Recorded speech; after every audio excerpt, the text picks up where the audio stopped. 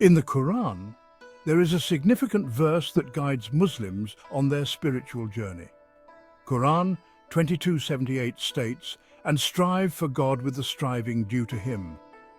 He has chosen you and has not placed upon you in the religion any difficulty. It is the religion of your father Abraham. He named you Muslims before, and in this revelation that the messenger may be a witness over you and you may be witnesses over the people." This verse highlights the importance of striving for God, a concept deeply rooted in Islamic faith.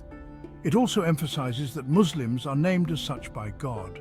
This reveals an essential aspect of Muslim identity, being chosen and tasked with the purpose of bearing witness to the truth. Understanding this verse in its historical and linguistic context can unveil deeper meanings. It can also show how closely linked Islam is with earlier Abrahamic traditions. The notion of being chosen and striving is not unique to Islam, but is a recurring theme in both Judaism and Christianity. Striving for spiritual excellence and being a witness to God's message are foundational principles in Islam. This intellectual journey requires us to delve into ancient scriptures and interpret them in light of their original meanings. The Hebrew term Mesulam offers intriguing insights. In Hebrew, Musalam can mean one who is at peace or one who is perfect. This word appears frequently in the Hebrew Bible. When we examine the context in which Musalam is used, we see a connection to peace and covenant. For instance, in the book of Nehemiah 3:30, the word Musalam is used to describe a person involved in rebuilding the walls of Jerusalem, symbolizing a restorer of peace. This term, when compared to the Arabic Muslim, reveals a fascinating parallel. Both words derive from roots that signify peace, submission, and wholeness. Understanding this linguistic link helps us appreciate the common spiritual aspirations in these traditions. By exploring these terms, we can uncover hidden layers of meaning. The term Mesulam not only enriches our comprehension of Hebrew texts, but also bridges our understanding of Islamic terminology. These linguistic connections can transform our perception of religious texts. They reveal how interconnected these traditions are, even at the level of language and etymology. Translation is a delicate task that often involves nuanced decisions. Ancient texts, when translated, can lose their original meanings. This is evident in the translations of terms like Musulam and Muslim. For example, in many English translations of the Hebrew Bible, Mutsulam is often rendered simply as Meshulam, without conveying its deeper implications. Similarly, the term Muslim in the Quran can lose its richness when translated into other languages. These translation issues can obscure the profound connections between religious traditions. They can also lead to misinterpretations and misunderstandings. For instance, the term Muslim is sometimes narrowly translated as one who submits, without capturing the full essence of peace and reconciliation inherent in the word. When translators miss these subtleties, the texts can appear more disconnected than they really are. This can hinder mutual understanding and respect among followers of different faiths. Therefore, it is crucial to approach these translations with sensitivity and awareness. By doing so, we can preserve the integrity of the original messages and foster a deeper appreciation of our shared spiritual heritage. The term Muslim holds a profound meaning that goes beyond mere submission. It signifies a covenant of peace with God. This concept is deeply rooted in Islamic teachings and is echoed in other Abrahamic traditions. In the Quran, the term Muslim is used to describe those who have entered into a covenant of peace with God. This peace is not just the absence of conflict, but a state of spiritual tranquility and harmony with God's will. This idea of peace is also present in the Hebrew Bible. For instance, Ezekiel 37:26 states, "I will make a covenant of peace with them. It will be an everlasting covenant." This verse speaks of a divine promise of peace and restoration, which aligns with the Islamic understanding of a covenant. By viewing Muslim in this light, we see a deeper connection to the concept of peace in both traditions.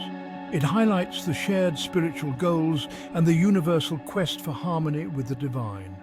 Understanding Muslim as a covenant of peace can also transform our interactions with others. It encourages us to seek peace and reconciliation in our relationships, reflecting the true spirit of the term. Section 5. Biblical and Quranic Parallels. Exploring the parallels between biblical and Quranic texts can reveal profound connections.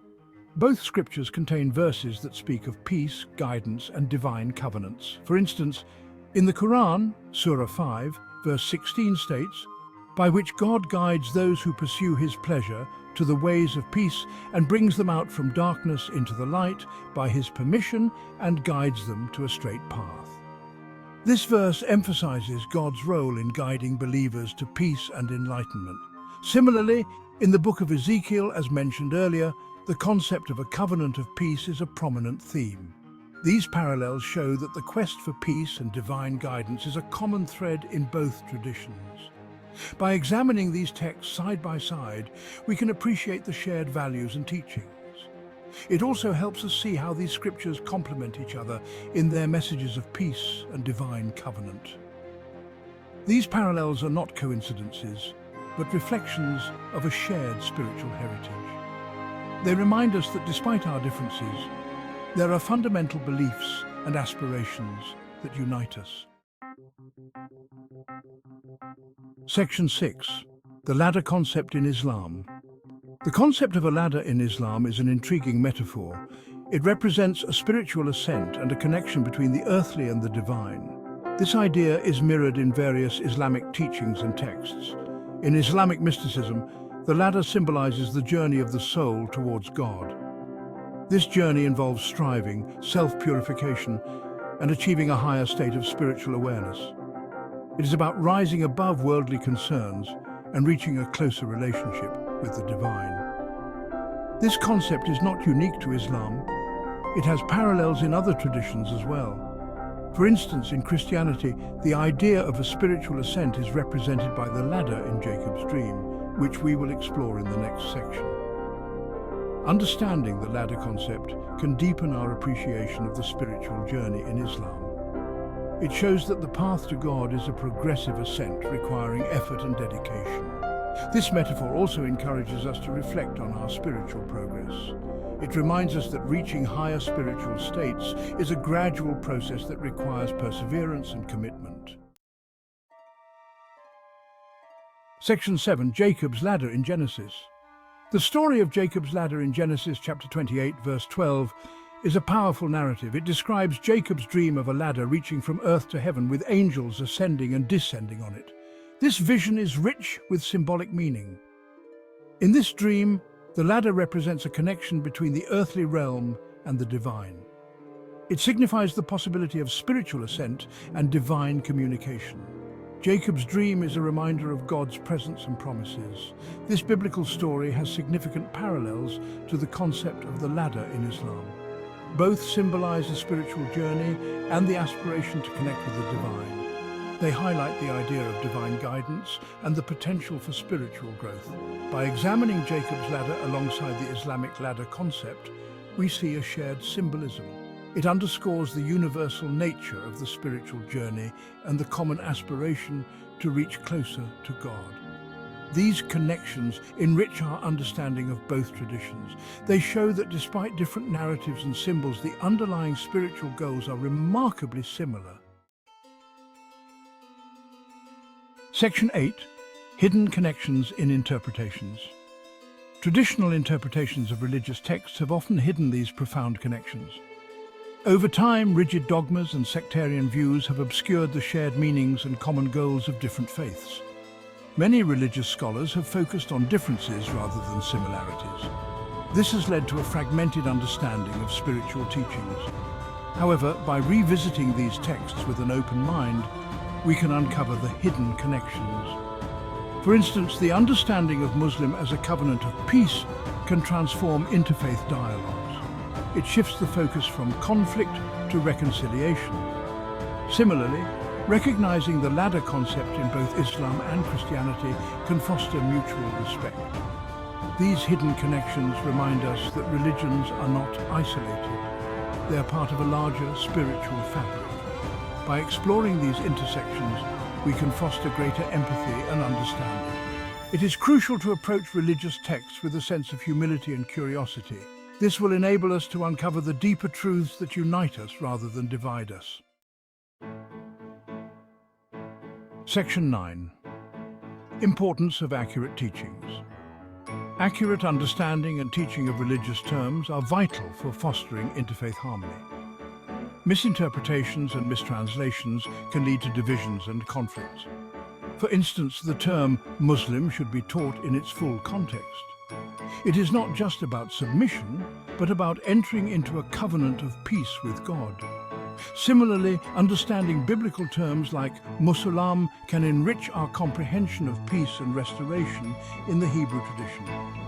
Educators and religious leaders have a responsibility to convey these deeper meanings. By doing so, they can promote a more nuanced and empathetic understanding of different faiths. Accurate teachings can also debunk myths and stereotypes. They can highlight the common values and aspirations that different religions share. This is essential for building a more inclusive and respectful society. Ultimately, accurate understanding fosters mutual respect and cooperation. It helps us see beyond our differences and appreciate the rich tapestry of human spirituality. Section 10. Promoting Interfaith Harmony. Promoting interfaith harmony is a crucial goal in today's world. Understanding the deeper connections between different faiths is a significant step towards this goal. By recognizing the shared meanings in terms like Muslim and Musulman, we can appreciate the common spiritual heritage. This understanding can break down barriers and foster a sense of unity. Interfaith dialogue and cooperation are essential for addressing global challenges. Whether it is promoting peace, fighting injustice, or protecting the environment, collective efforts are more effective. Religious leaders, scholars, and followers all have a role to play in promoting interfaith harmony. By engaging in open and respectful dialogue, we can learn from each other and grow together. In conclusion, unveiling the hidden truths in ancient scriptures can transform our understanding of different faiths. It can inspire us to strive for a more peaceful and harmonious world, reflecting the true spirit of our shared spiritual journey.